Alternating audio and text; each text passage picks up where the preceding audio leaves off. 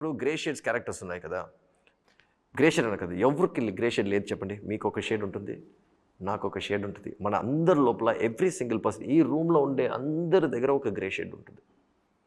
Humour మీ దగ్గర ఉంటుందో, ఈ లెవెల్స్ చేంజ్ అవుతుంది అనమాట.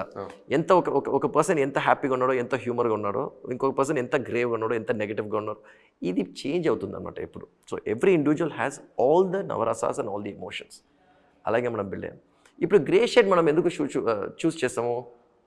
యాంటీ హీరో అంటాం మనం. ఎందుకంటే ఒక కథ చెప్పేటప్పుడు, for example let me give you that whole iron box.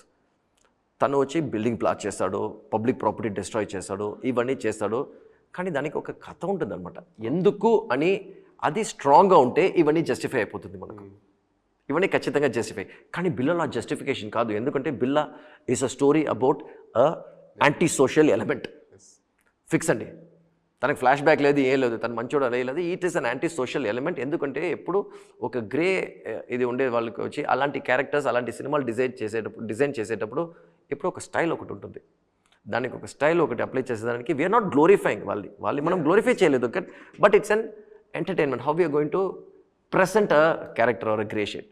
Reasoning ఒకటి, స్వాగ్ అండ్ యాటిట్యూడ్ ఒకటి, అంతే.